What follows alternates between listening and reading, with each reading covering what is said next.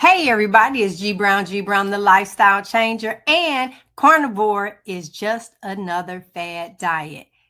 This ain't a trend, it's a return, baby. Cue the music. That's all I'm gonna play. Fad, baby, let me tell you something. It's been around longer. You hear me? Long. Oh no, let me do it like this instead of telling you which one been around longer: fruit smoothies or fire cooked meat. This is not some made up trend. And it doesn't have a celebrity face or a supplement line.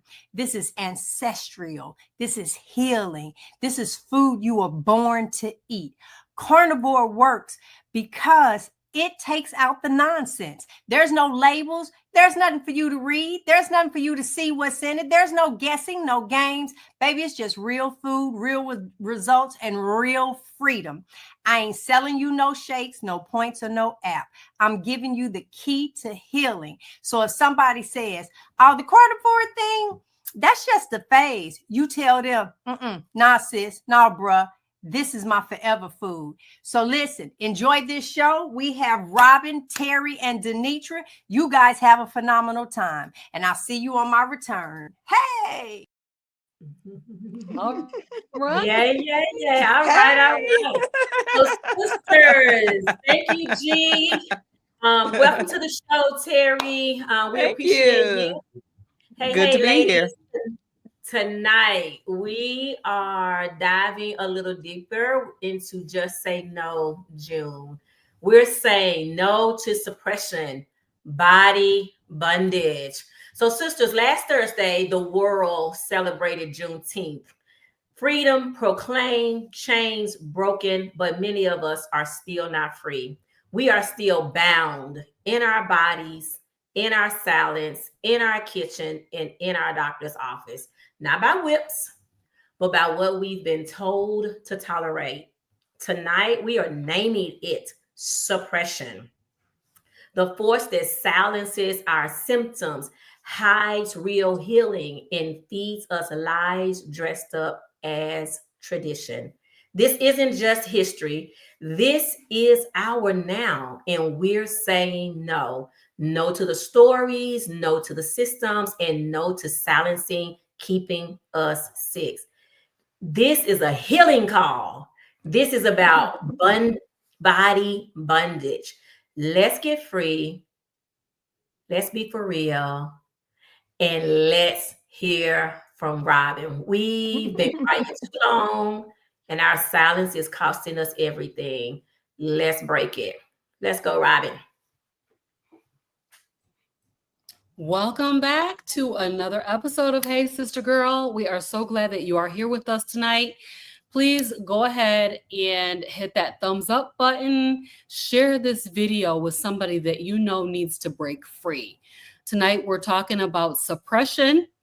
And y'all, I'm sweating. I just came in from trying to walk a little bit, get some of them steps in before I got started. So I'm like, so hot.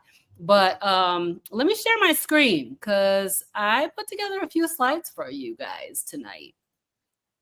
My topic is when silence becomes survival, breaking free from body bondage. So if we're being honest, suppression did not start at the pharmacy, okay? It started at the dinner table. It started at the beauty shop. It started in the church pew, and it also started even in your doctor's office. So before we were even told to take one pill, we were taught to keep silent about everything. So we were taught to fix our faces. We were not taught to fix the food, which was causing all of the damage that we have in our bodies. So we're walking around trying to wear strength like an armor, while our bodies and minds are quietly begging for relief. So here's our legacy of silence. The fix your face. You remember? Big girls don't cry. Don't be a complainer. And what happens in this house stays in this house. I know I heard that plenty of times. And I know I said to my kids, like, you better not go out of here talking about what's going on over here. but we were teaching our children to stay silent when we heard things like this. But silence does have a cost. And so, we want to talk about the cost of silence tonight. So the things that we never talked about. I don't know if I ever heard my grandmother say, I have chronic fatigue. I've got chronic fatigue. My mother had chronic fatigue. My aunts had chronic fatigue. We were just taught that exhaustion is normal. We're workaholics and exhaustion is just normal. We're just busy and we should be tired. But we definitely should not be as tired as we have been. And we have been taught to keep silent about it. Like, stop complaining about being tired. And if y'all know me, I say I'm tired almost every day. Matter of fact, my friend Denitra called me up one day and said, wait a minute now. I'm hearing you say you're tired too much. And so, keeping silent about your fatigue is problematic because when we don't talk about it, we can't fix what we won't talk about, right? And so we kept silent about that. We kept silent about I called it fibroids, right? A lot of us African-American women suffer with fibroids and issues with our, what do you call that? Our organs, I guess I'll call them. I don't know what to call it. With our uterus and our sexual organs, our basically our, these fibroids knock us out.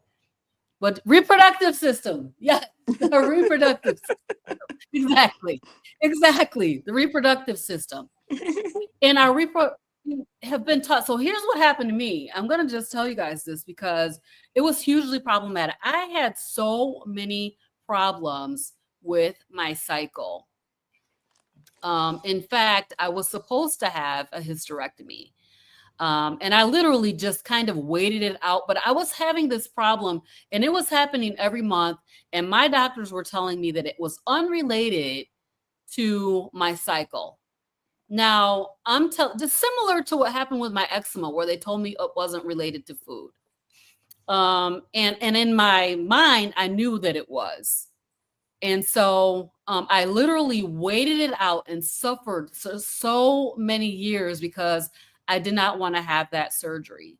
But so many of our young women are having their uterus out because of fibroids. And we have been taught to just keep silent about it. When you go to the doctor, it's dismissed. Even we don't talk about it amongst ourselves. If you think about the history of what happened with this problem in my family, we needed to be talking about this. We really, really needed to be talking about this issue with the reproductive system. But we were taught to keep silent about it. It's just normal to, have heavy periods and also be suffering and crying and not able to go to work. That's not normal. And the thing of it is that my daughter just went and to have it checked out, and they really validated her in the idea that basically this has been suppressed from the age of like 11, 12, 13, 14. We've been taught that it's normal to suffer and to suffer in silence. And then the third thing is the food shame, ashamed of our bodies, having a body image issues. I remember being poked in the stomach as a little girl and telling me that I was chubby. And that started me on a roller coaster that lasted literally a lifetime until I went carnivore 2 years ago. So, one of the things that I really try not to do is to talk to my grandchildren too much about weight, because I don't want it to be about weight for them. I don't want their story to be about yo-yo dieting and roller coaster dieting, trying to keep the weight off. And I look in the mirror and I still see myself at my biggest size. So kind of a body dysmorphia, just ashamed and people are hiding. They're hiding in eating, hiding eating disorders, and hiding underneath clothes, because we have this body image issue and also food addiction. So those are things that we just have been taught not to talk about it, and to keep it hidden, keep it silent. So there's a generational impact of this silence, right? So we have all these family recipes. I think about all the wonderful foods that we have been brought up on, some of them coming from like slavery times, where there just wasn't enough meat. We didn't have enough meat. And so we stretched our food by adding vegetables. And we cooked those greens until they were edible, right? We began filling up our plates with a bunch of vegetables because there was just not enough meat to go around. So we passed it down, and we call this love, and we do love our people. But what we need to realize is that there is a health impact associated with the foods that we eat. And so this is something that we need to speak out about this. And we are keeping silent about it. And, it's difficult.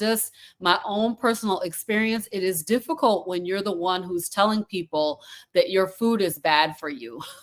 They don't like that very much. But we need to know, and we need to be like a voice crying in the wilderness, letting people know that this food is killing you. It's literally killing you. As I mentioned, our health concerns have been dismissed as normal. Ladies, if you are struggling with heavy periods and chronic pain based on your menstrual cycle, that is not normal. It's just not. And so we need to know that, and we need to be speaking out and crying out against that. And then our generational illnesses, we say, it runs in the family. Hypertension runs in my family. Type 2 diabetes runs in my family. All these different issues, even mental health issues that run in the family, and many, many, many, many, if not most, are simply preventable illnesses that we do not have to have when we choose the proper food, proper fuel for our bodies. So it becomes a legacy. Like, when I started getting hypertension, I immediately thought about my dad because he's had it as long as I could remember. But I was able to literally reverse hypertension with food. So if I can do it, you can do it. So, these are things that we need to understand, is that those generational illnesses they're not a generational curse. They are a symptom of the fact that we're eating the same food that our people have been eating for generations. So we want to keep that in mind. So here's the truth. Silence does not save. It suppresses. And suppressed symptoms become suppressed lives. And our answers did bleed and die for voice. So we're not going to lose our voice by trying to be strong. We want to use our voice tonight to talk to you tonight about suppression. So as Denitra just mentioned, last week was Juneteenth. And, we want to make sure that as we think about Juneteenth and freedom, we also need to have health freedom. So we need to be speaking up about our symptoms, right? We need to speak up when we are having issues. We need to be talking in our families about all of these generational things that we think are being handed down from generation to generation. If we start talking about these things, at least we'll know, right? And then show up and advocate for your own care, right? You need to be your own health advocate. When you're in your doctor's office, you have to advocate for yourself. And when they're telling you, and I'm telling you, I went to that doctor and they told me this pain I was having had nothing to do with my menstrual cycle. And I knew that that was not correct. I knew that that was wrong. And I had to be an advocate for myself. I was going down the road of surgery and literally just waited that thing out because I didn't want to have it. I didn't want to have a surgery. And then we want to break the cycles. So we're going to end the cycle of generational silence. Tonight, we're knocking suppression out. We're not going to be suppressing our voices, and talking and keeping these things to ourselves and causing generation to generation to go down with the same illnesses that we know that are able to be healed, reversed, and healed. That's what we're looking for, is healing. All right. So where have you stayed silent? I know that I did stay silent when it came to my doctors. I was trying to push them, but they were very adamant. And what I realized today is that the doctor works for me. Your doctor works for you. And if your doctor is not working for you, then you probably need to find a new one. I'm sorry to the doctors out there. But you have to advocate for yourself. If your doctor is not listening to you, not hearing you, then it's time for you to get on a search for a new one. Are you hiding and silent about the things that are going on in your body with your family? We never talked about the fact that, there were women in my family that were just laying on the floor crying throughout their whole menstrual cycle. Why didn't we talk about that and get that out in the open so that we can kind of work through it? What about yourself? Are you ignoring the warning signs of issues going on with your own health? Because if you are, we talk about sugar every week. We literally talk about sugar every single week. And so we want you to know that it's the food that's damaging your body. So don't ignore those warning signs. If you have hypertension, you can reverse hypertension with food. And then what about at work? Pushing through pain at work. So I'm going to just stop there. That is my segment for this evening. Tonight, we want to get rid of suppression. We don't want to have our voices suppressed any longer. And so I am going to turn it over to Terry, and she's going to take us further. All right. Hi, everybody. And thank you guys for letting me join you guys tonight. My part is going to be suppression by design. And I'm wearing my Juneteenth shirt. You can't really see it. But I had it on because we had a Juneteenth celebration up here last Thursday. And Robin, it's funny how you actually are connecting with what we talked about. One of our keynote speakers is talking about don't let their blood be in vain. And what he meant is our ancestors' blood be in vain. We are now more empowered than our ancestors, and especially the folks why we celebrate Juneteenth. We're more empowered than they are. So we need to actually utilize that. We don't need to suffer in silence anymore.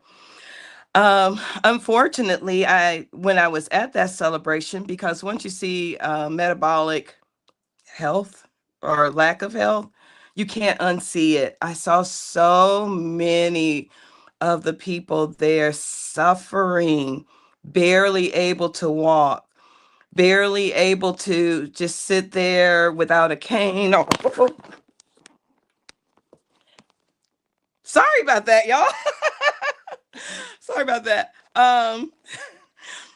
Without utilizing a cane or a walker or anything like that. And that just, it got to my heart. It got to my heart. Hold on one more second. I dropped my notes.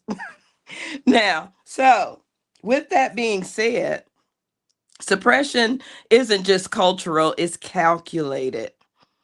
So some of the things that we know that has happened in our United States system is that the USDA food pyramid pushed processed foods and grains over ancestral foods and health.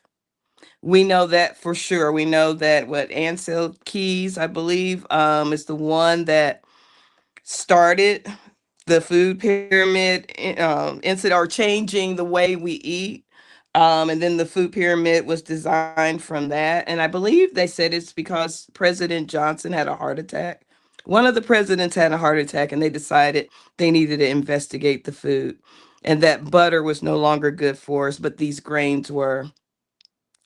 Then my plate and an ADA guideline started promoting carbs to diabetics. With what we know now, does that make any sense? Carbs, which turns into what, Denitra? Sugar to a diabetic? Hello, people. That makes no sense. That's suppression. It's like, I'm going to tell you what you need to stay in the place that you are, because if you're sick, you can't fight against the system. Think about that. Nutrition is barely taught in medical schools. Maybe 20 hours or less is actually taught in medical schools.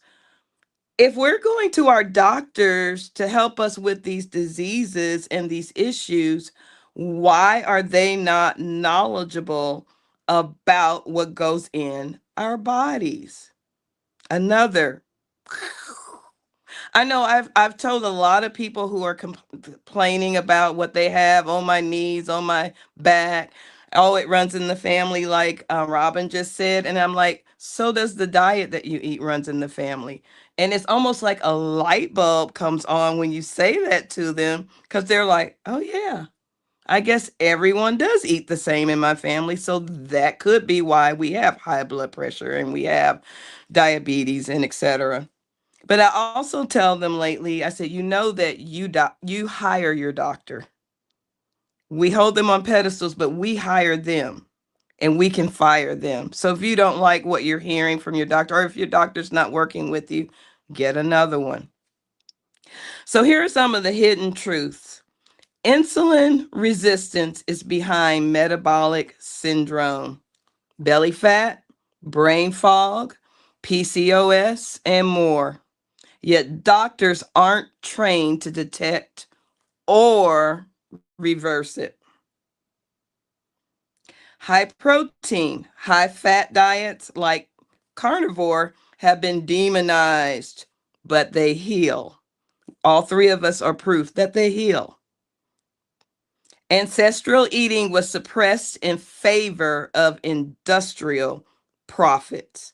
And just like in other shows, that we've shown you all the guidelines and the timelines of when this all started, especially post-war, where the industries just kept changing the mindset of the people until we got to where we are now. If we look back and think about our ancestors, our grandparents, and even some of our parents, I remember my mom saying we would eat all the time, but we could never gain weight. Why? Because they were eating the proper way more than what we are now. And their vegetables and things that they did eat, it wasn't laden with all the pesticides and things that we have to deal with.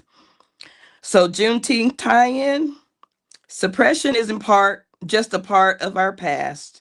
It's in every appointment, every label, every low-fat lie we've been fed.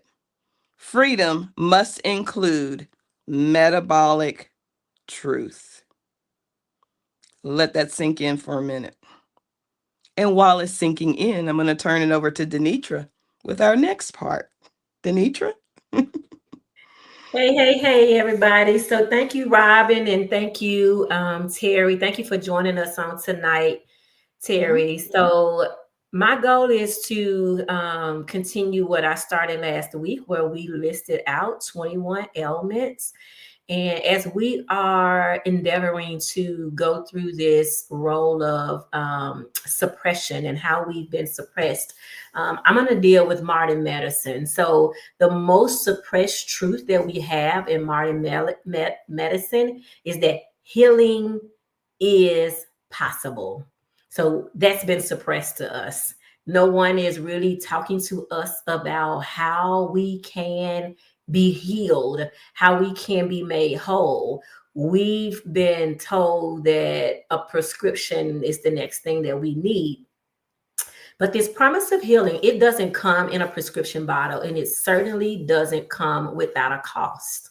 And what I want to do, because I spend a lot of time on this show sharing what we call science, where I am a metabolic health practitioner and have been trained in most everything I say. I can, all of what I say can be backed up by science, but I do want to step back and take a moment to say that I am not a medical doctor. I am not here to tell anyone to stop their medications. My goal is to educate, inform, and increase awareness so you can ask better questions, make more aligned decisions, and take back authority of your health. Always, did y'all hear me? Always consult your physician before making any changes to your prescriptions or treatment plans. My role is to shine a light on what may have been hidden so you can finally see the full picture and advocate, as Robin has said and as Terry have said. That's our goal, is so that you become a strong advocate for yourself, with what's truly in your best interest. A lot of times when information is hidden from us. So we don't want people walking away from the show saying, oh, they said, oh, I am going to try. So we want to be clear that we are not medical doctors, any of us. We come in a place of our own experiences, as well as experiences of others. However, this is not to take the place of medical advice. It's not to take the place of what you will do with your doctor. I spend a lot of time coaching my clients. Robin is also coaching. And in our coaching, we come alongside people on their journey. And again, we try to shed a light, if you will, on what they're doing, what they may not be aware of. And so I'll give an example. For me in particular, I never knew that there were other options. And so when I was diagnosed with lupus, an autoimmune issue, both of the rheumatologists, first it was my primary doctor who sent me to a rheumatologist, and I wasn't satisfied with one, so I went to a second one. They both said the same thing based on my lab results, and they both prescribed me a medication. There was no discussion around my diet, how I ate. And so blindly, it's possible that I could have walked away from that and just started popping the pills, thinking that that was going to save me, make me better. Although at the same time, they were telling me that there is no cure. So we hear that often, that there is no cure for some of these medical conditions. And what we're saying tonight, for me, I didn't need a cure. What I needed was a proper diet. And so that sometimes is not the conversation that's happening in a doctor's office. And so because this has been so powerful for us, and even Terry is here tonight sharing her story, Gia shared hers. We've had multiple guests on the show. And if you're watching any of our individual channels, then you'll see that there are multiple people that are turning their health around and being healed. So we hear things like being reversed, being in remission, but we're saying that people are no longer having these. So tonight, before I dive into these ailments again, I just wanted to level set that, so that if you are type 2 diabetic, which is the first one I'm going to talk about, that you don't walk away from this show saying, hey, they said on there this or that. That's a conversation that I'm encouraging you to have with your doctor. Not make a decision based on anything that we say tonight. We're here for educational purposes only. Now that we've level set that and made it clear about the Hey Sister Girl show and how we show up, let's dive in. So this suppression medications are suppressing our ability to heal, right? So when you think about type 2 diabetes, which is huge, which we know for us, we believe that that comes under this insulin resistance. So what drugs are people typically taking when they are type 2 diabetic? It's going to be metformin, you're going to be Jardiance, Ozempic, Trulicity. Some people are taking insulin. And so what I want to talk about is the side effects of those drugs that are often suppressed. They're suppressed in the small print that we typically don't go and read. And so we're talking about this distress on your GI tract, nausea, how this causes B12 deficiency, lactic acidosis, fatigue, pancreatitis, and ketoacidosis, right? What is the real truth is that they hand us metformin like candy. but they don't tell you that it depletes B12, causing fatigue, neuropathy, and even memory issues. Ozempic and Trulicity, they may suppress appetite, but at the cost of your pancreas and your digestion. You don't have a pill deficiency, you have an insulin problem. Insulin resistance is the root. Heal that, and it's possible that you do not need drugs. A better option will be what we talk about here is carnivore nutrition, eliminating sugar, strength training, balancing your electrolyte, and even intermittent fasting. So what is the long-term impact? And I'm going to do this for all 21 that I did last week. What is the long-term impact is if you remain unhealed as a type 2 being diagnosed with type 2 diabetes, heart disease, neuropathy, blindness, in some cases amputation, kidney failure. And then what is the long-term impact with medication is dependency, pancreatic stress, worsening insulin resistance, and increased cardiovascular risk. All right, moving on to high blood pressure. What meds are you probably taking for high blood pressure? It's lisinopril, amlodipine, losartan. The side effects are cough, dizziness, erectile dysfunction, kidney stress, electrolyte imbalance. What's happening is they'll medicate your pressure, but never ask you what caused it. Chronically high insulin causes your kidneys to retain sodium, raising your blood pressure. You don't have a lisinopril deficiency. You have a metabolic dysfunction. What's a better option? And all of these are going to be rooted in carnivore is a better option, right? But you may need some magnesium support. You may need potassium-rich animal foods. You need to consider eliminating sugar and managing your insulin. What's the long-term impact of high blood pressure, stroke, heart attack, kidney failure? What's the long-term impact of the medication, erectile dysfunction, fluid retention, and impaired kidney filtration?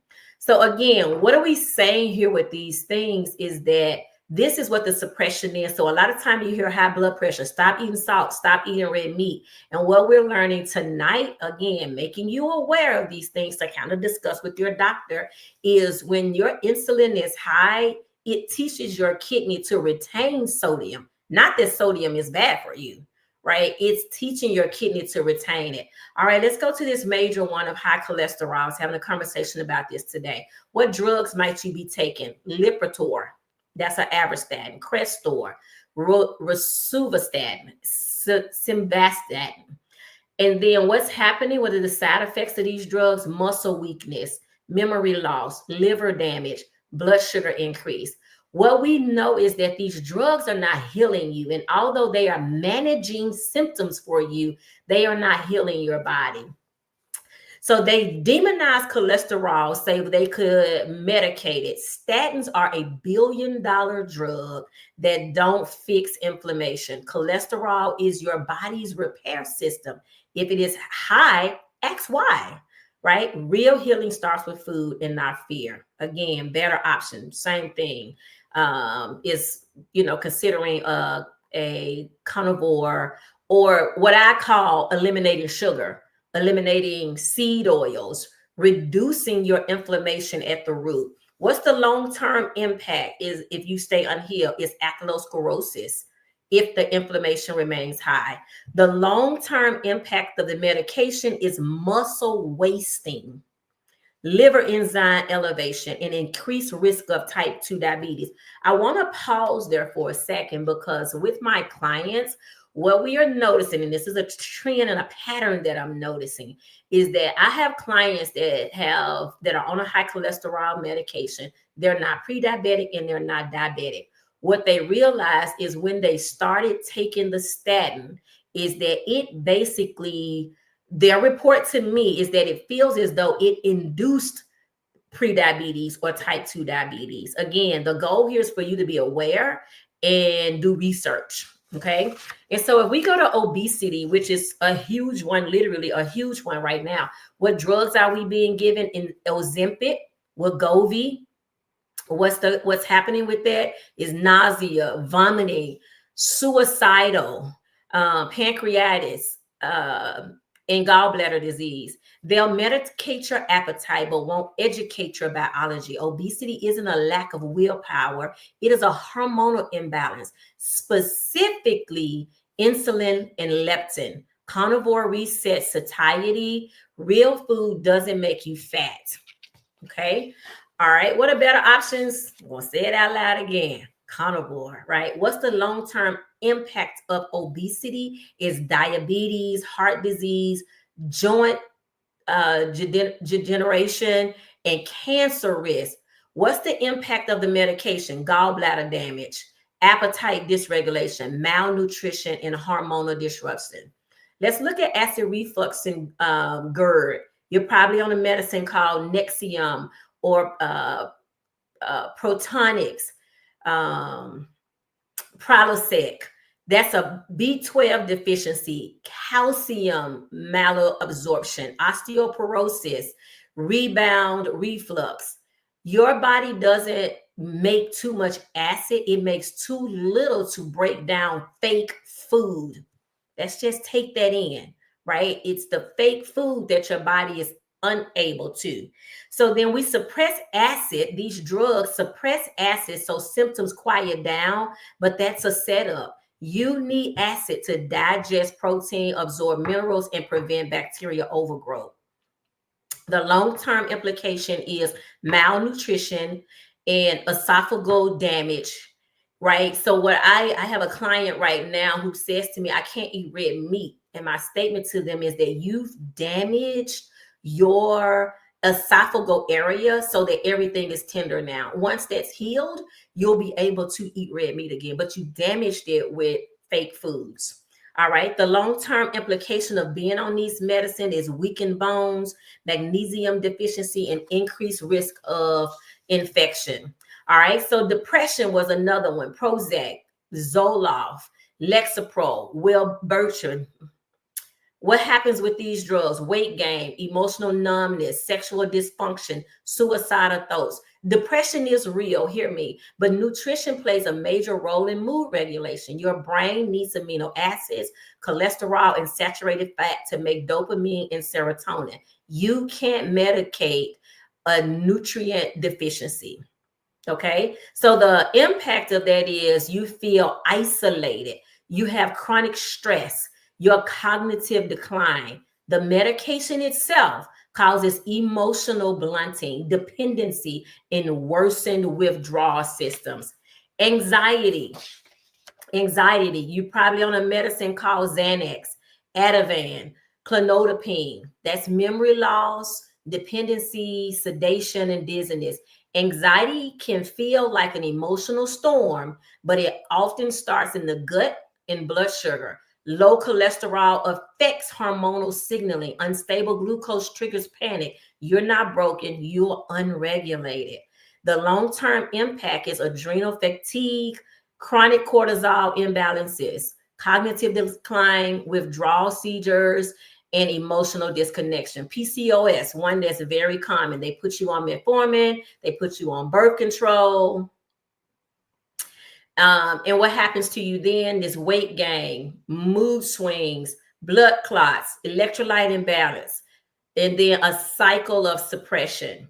PCOS is insulin resistance wearing a hormonal mask. You're not broken. You're overloaded with insulin. They'll give you a birth control to regulate cycles, but never address the blood sugar chaos. All right. What's the long-term implication is infertility, type 2 diabetes, endometrial cancer, hormonal suppression, nutrient depletion, and impaired fertility later. All right, let's look directly at infertility. You're probably on a medicine called Clomide, letrozole, or you're doing IVF hormones, ovarian overstimulation, mood swings, bloating, multiple birth risk. Fertility isn't just reproductive, it's metabolic. When the body is inflamed or starved of nutrients, reproduction shutdowns, nourishment, not injections, is how you can restore this. And remember, we're giving you things to consider. We're not doctors here. We want to give you some awareness so that you have good conversation, okay? All right, so then it says hormonal dysfunction, PCOS progression, miscarriages. Asthma is a big one. I have a good friend that was suffering with asthma and did not make the connection. So asthma, you're probably on albuterol, Flovent, Advair, Singular. This is immune suppression, oral thrash, behavioral changes, adrenal suppression. Breathing issues are tied to inflammation, and inflammation is fake food fueled, like seed oils and processed foods. They flare the lungs. Thus, they silence the weeds but ignore the root cause. That's what the medicines do. So you may have lung damage, dependency on rescue inhalers. All right, another one is arthritis, a big one. So you may be taking Advil, Aleve, prednisone, Celebrex. It can cause gut bleeding, water retention, adrenal suppression, liver stress. Joint pain isn't just aging, it's inflammation. What you eat fuels the fire. They silence the signal with pills, but meat and minerals are what rebuild this. And so that suppression looks like limited mobility, joint replacement, systemic inflammation, gut erosion from taking the meds, increased blood pressure, and then a steroid dependence. IBS, gut issues. You're probably on a med called Linzess, Bentyl, laxatives, Imodium. Again, the side effects, dependence, cramping, dehydration. The gut isn't broken, it's offended. Fiber and plant toxins often irritate, not heal. I just want to say that again. I just want to slow down and say that again, because we hear so much about your body needs fiber. It does not. And here is why. So most of the gut issues, the IBS, gastroparesis, all of these things are rooted in what plants are doing to your gut. So fiber and plant toxins often irritate, not heal. Carnivore removes the triggers and gives your gut a chance to rest and rebuild. So you end up with things like leaky gut, food intolerances, autoimmune disease, lazy bowels, altered gut flora.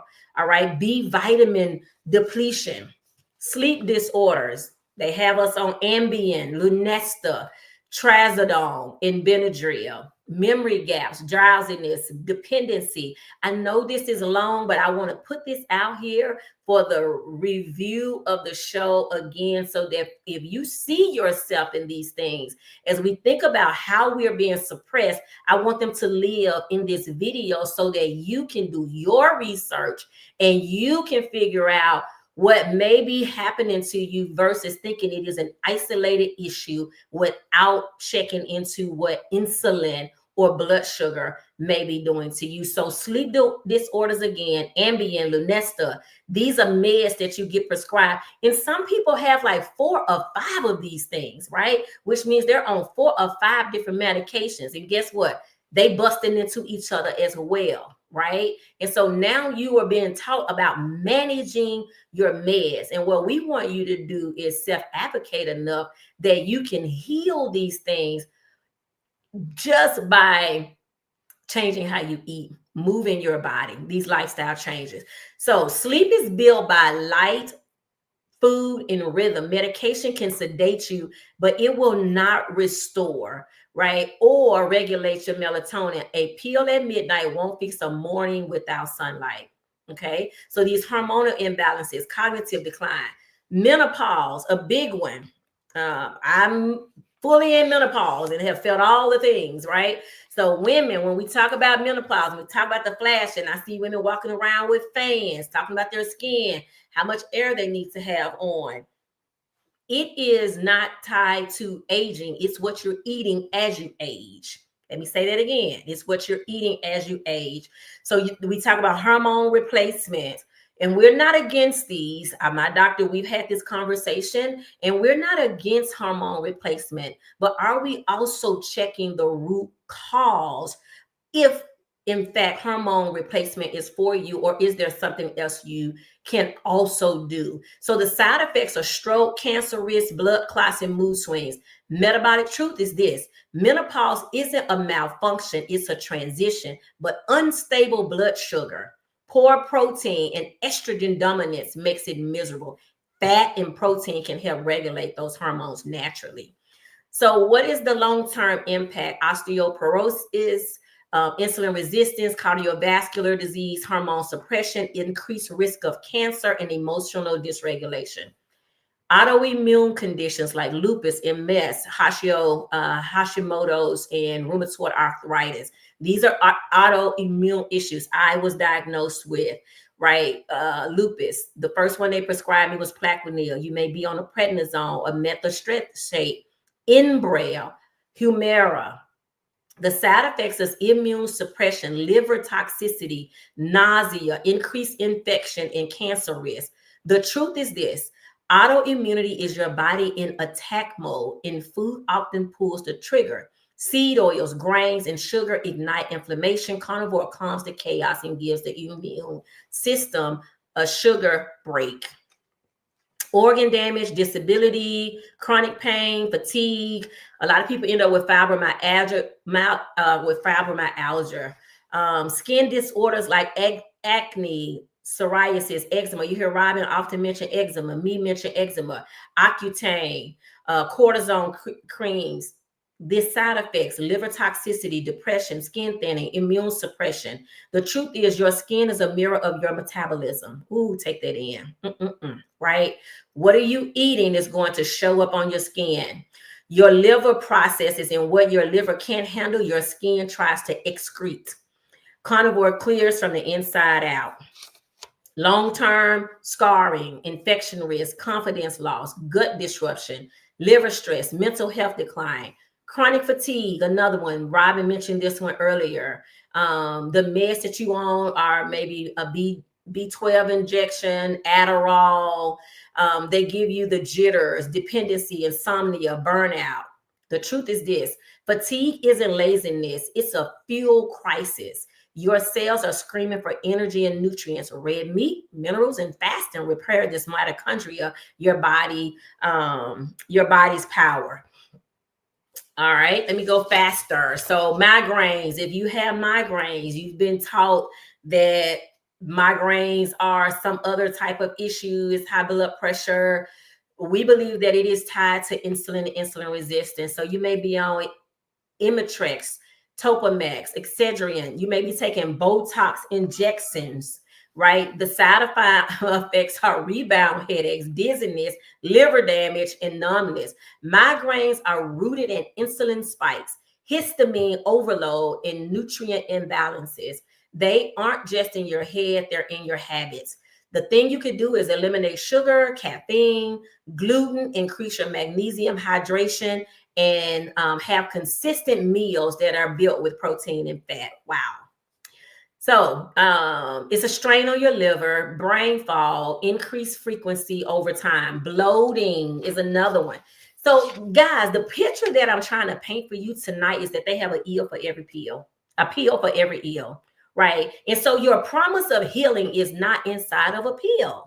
This is why I'm taking my time going through this, so you can see like all of these things that I'm naming that we call out on this show. All of these things are built in what this toxic sugar is doing to your body. So it is showing up in a way that's tearing you up, right? So you may be on gas X, antacids, fiber supplements like Metamucil. But guess what? You're still having cramping. You're still having constipation. You're still dehydrated. So bloating is your gut protesting. Fiber, sugar, alcohols, and processed carbs ferment in your gut. Remember, I say often on here that seeds never die, right? So feeding you the wrong bacteria, carnivore, eating meat, eating what your body was designed can reset this. What can you do? Eliminate fiber. Yes, I said it out loud. Can everybody say together with me? Eliminate fiber. I know it's tough to hear, but do your research. Go in carnivore for 30 to 90 days. Use bone broth or have a diet. This will give you a digestive rest. What's the long-term implications? Gut, dysbiosis, constipation, nutrient malabsorption. So your body is not able to absorb these. So people talk to me about their diet when they are eating meat. They say, oh, it's hard to digest. Your body is absorbing those minerals, those nutrients, right? Your body cannot do that with fiber. Your body is trying to spit fiber out. And all that it cannot spit out, it stores on your body as inflammation. So this is why you have these issues, right? Sluggish digestion, altered microbiome, and a false sense of resolution. Joint pain and inflammation, Celebrex. Oh my God, this used to be one of my favorite drugs, diclofenac. I thought it was a miracle worker, right? Then they came up with the one that was sodium. I would put it on everything, my knees, my ankles, my feet, right? Because it's supposed to be anti-inflammatory. These corticosteroids, ibuprofen. Guess what they cause? GI bleeding, kidney damage, high blood pressure, cartilage degradation. Joint pain is inflammation screaming for attention. Every bite of seed oil or sugar is a fuel for fire. You don't need to silence the pain. You need to stop feeding it. Let's say that again. You need to stop feeding it. How do you stop feeding it? You eliminate oxalates. Oxalates are in plant foods, lectins, phytates. All of those come from plants. Plants don't want to be eaten. And guess what? They are resilient. The same way they rebirth themselves. If you break a plant off of something and you put it in a jar of water to give it some light, what does it do? It rebuilds again. It's the same thing it's doing in us when we continue to eat plants. This is why we say eliminate them, right? Eliminate processed foods. Red meat is better for you, collagen, and getting some movement in, but you'll be able to move if you're not having these joint problems, right? So degeneration, immobility issues leading to surgeries, gut erosion, fluid retention, and organ strain, right? And so let's go to pre-diabetes. We talked about diabetes earlier. This is my last one, and then we're going to close this out. I'm going to turn it back over to Robin. Pre-diabetes is often told watch, right? And often you hear me say, don't let the pre fool you until you're diagnosed. They tell you to watch it until you're diagnosed with diabetes, right? And sometimes they put you on metformin earlier. I met a young lady the other day. Her A1C was a 5.6. And she's like, the doctor already told me to get on metformin. I said, well, did the doctor talk to you about what you're eating and how you can change that? She said, no. Told me to come back in 90 days. That's the story I hear over and over again with my clients, right? And what we're saying is that prediabetes is very serious. It took you 10 years to get there. However, what got you there is what you've been eating. It's not a metformin problem, if you will. It is a way you're eating. So you are literally using these meds to treat what you continue to eat. Ooh, that was good. Y'all make that down. Treat what you continue to eat. All right. So the side effects are GI distress, B12 depletion, and fatigue.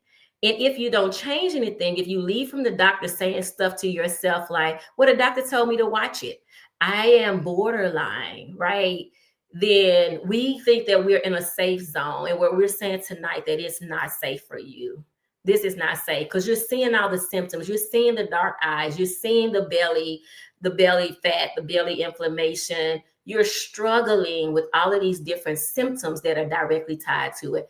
Prediabetes is not a wait and see label. It is your final red flag. If you're almost diabetic, your body is already under stress. They watch and wait and then medicate. That's not prevention. That's a setup. A better option for you would be a carnivore, a strict low carb, fasting, walking after every meal, and stress management. The long-term effects for you are full-blown diabetes, vision loss, nerve damage, organ failure, nutrient loss. So the meds, they have this silent progression while you're being medicated. So you think you're doing better, you think you're feeling better. So what I want to say tonight is let us be clear again. I am not a doctor. Robin is not a doctor. Terry is not a doctor. And we are not anti-medication either. We are anti-suppression. We are anti-science. And we are for you, right? Being fully informed. So don't stop anything cold turkey, but don't stay stuck in this cycle either. This conversation tonight is again for educational purposes. Again, we're not a doctor. We're just kind of here advocating with you, dropping some knowledge that has helped us. And so we volunteer here as a means of spreading information the same way someone spreaded it to us. And we went to our doctors and said, hey, I heard this. Hey, I told a guy today that is taking a cholesterol medicine. I said, ask your doctor to give you the science that supports why you are on a cholesterol meds and how many people it has saved. I also encouraged him to get a coronary artery calcium scan so that he could get a picture of his heart. Most primary doctors, as Terry talked about the suppression of that. Part of their suppression is that they haven't been trained in nutrition. They don't have a nutritional background. What they have is a medical background with a prescription pad and some symptoms that align with that. Again, we are not anti-doctor here. We just want to help you shift the story, right? So here's what I need for you to take with you tonight is that you were never broken. You were just misinformed. You didn't fail treatment. The treatment failed you. We've normalized symptom suppression while ignoring root cause reversal. We've accepted prescriptions without explanations. We've learned to live with the very things that real healing could have released. But now you know that pills don't promise peace. You know the side effects are real. And you know that food, fasting, and fat, the very things that you were told to fear, might just be the keys to your breakthrough. So I'll say it again. The pill is not the promise. The prescription is not the path. Your body was made to heal. But healing requires two things. It requires you to stand in truth and ownership, accountability. It's time to ask better questions. That's why we bring information. It's time to take back the authority you never should have given away. And again, and tonight I feel compelled to do this, continue to give a disclaimer because we went a little deeper tonight in direct medications and prescriptions. And so I just want to keep saying to you that we are not doctors. Me in particular, I am not telling you to stop your medications. I am here to offer awareness, to give you the tools to think differently, act courageously, and advocate boldly. Always talk to your physician before making any changes, but make sure you're asking questions that they never answered the first time. Sister, the healing isn't in the bottle. The healing is in the knowing. And guess what? Now you're in the know. Take it away, Robin. All right, we do have one question here. And hi, Erica. This question is, you mentioned fake foods. I heard they have lab-grown meats.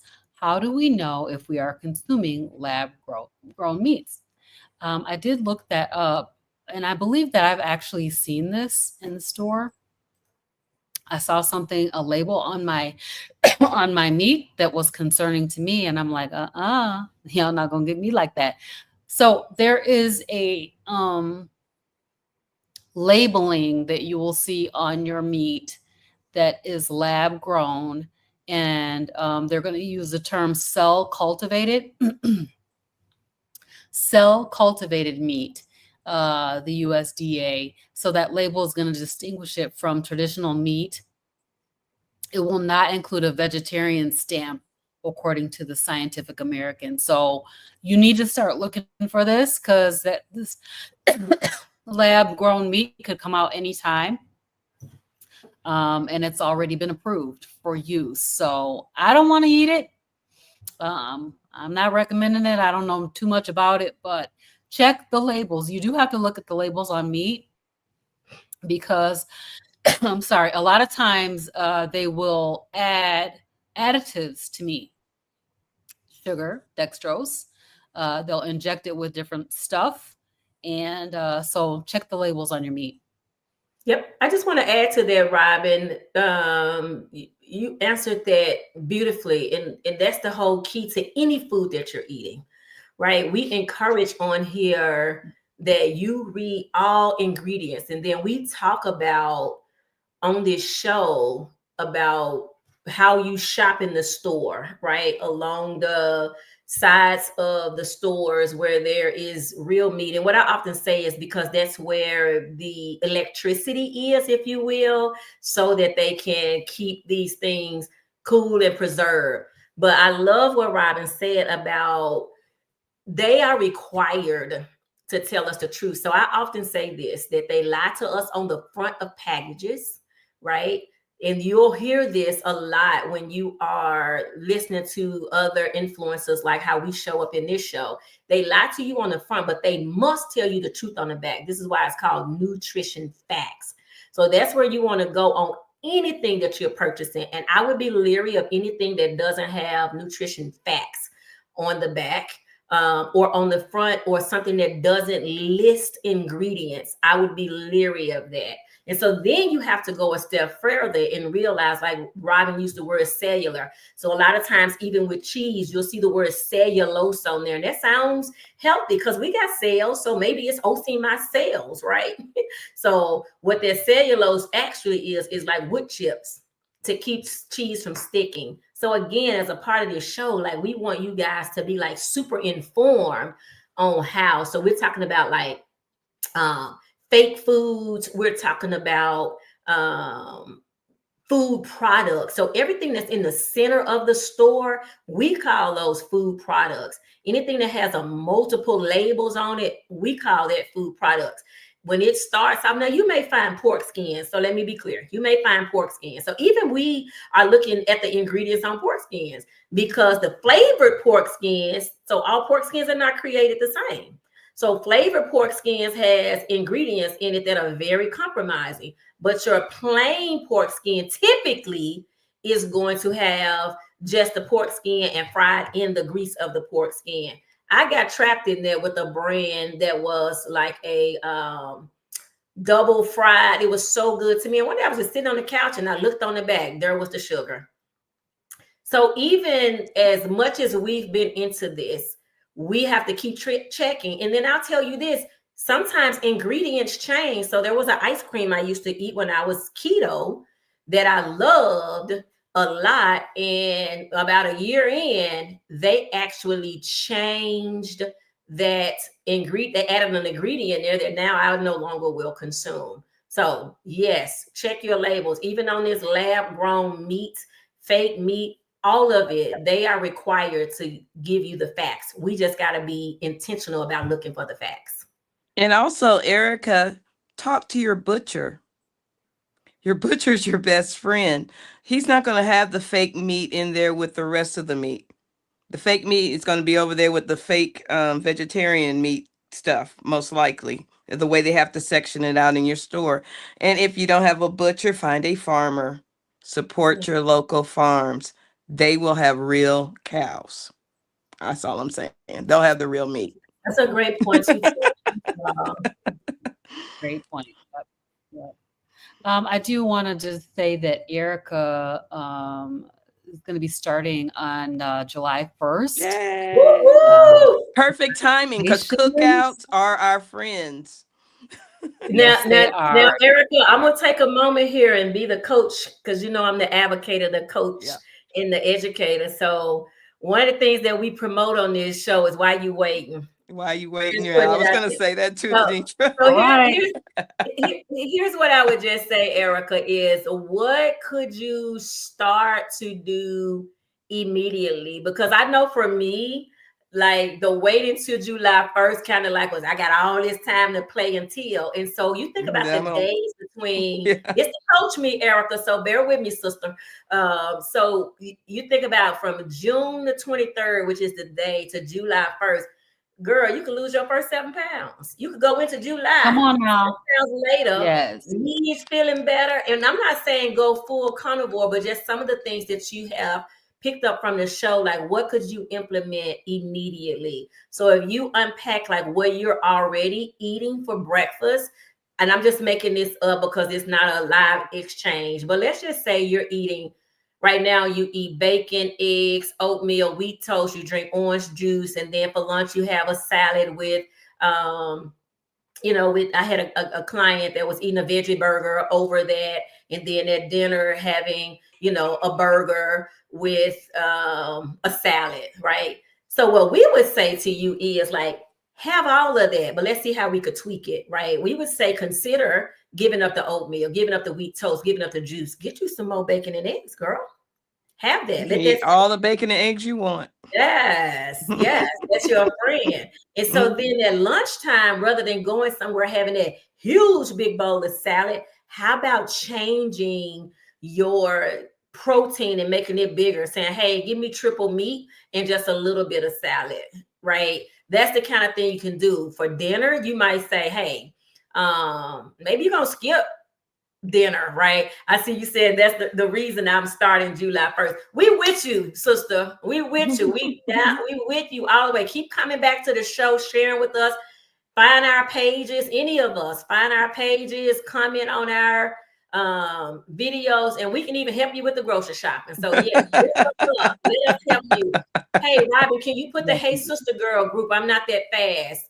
We got Erica, we actually have a Hey Sister Girl group on Facebook. Come in that group, ask some questions about grocery shopping.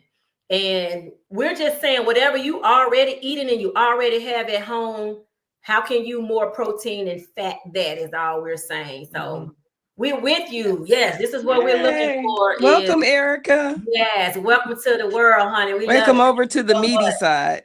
Yes, to the MEA meaty side. All right, Robin, we're a little bit over. All right. Yeah, we're a little bit over. I do want to mention the Impact meetup that's coming up. This it's just about 2 months away. The Impact with Carnivorous Grandma and Friends. It's going to be a meetup and eat up right here in Kalamazoo, Michigan. And we would love to see you here. You can see we've got Dr. Kiltz, Dr. Hampton. We got our ace over here, Denitra Davis. Terry's going to be there. And Terry is a dancer, y'all. She's going to teach us how to dance. And Frederick and G are going to be here. The theme is it's a family affair. Go ahead and get your phone out and scan that QR code because that's where you can register. It's only $25. That's a really, really, I can't say the C word. It is really affordable, very affordable. And if you want to stay for the after party, which is going to be dancing and table games, it's going to be $10 for that. So check this out. Please come and join us in Kalamazoo, August 30th. From 12 to 4. All right. That's all I had to show. Absolutely. Sounds Robin, like can you close us out? Outro us? Terry, do you have all right, you guys? Well, what? I said, do you have that's anything a no. Terry, you want to show? Okay. All right, cool. Okay. Thanks, everybody. Terry, do you have something that you want to talk about that's going on your channel this coming week? Mostly on my channel, I'm trying to show you how this lifestyle has made it where I feel like playing with my grandkids and live a life of dancing. Like they said, I teach salsa dancing. I like to car camp. I like to do all the things like that are active that used to be what was suppressed and we said we didn't do. Well, guess what? I'm doing it. And I feel like doing it because I eat this way. So that's what I'm really trying to show on my lifestyle, on my channel, is a lifestyle and how to age gracefully. How to age gracefully.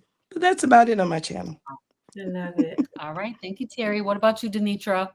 Yes, so Nutritional Knit will have its 4th episode on Saturday, 3:30 Central Time. And this week I'm doing an interview with what some people would deem as a normal person who was pre-diabetic. Weight wasn't an issue for her.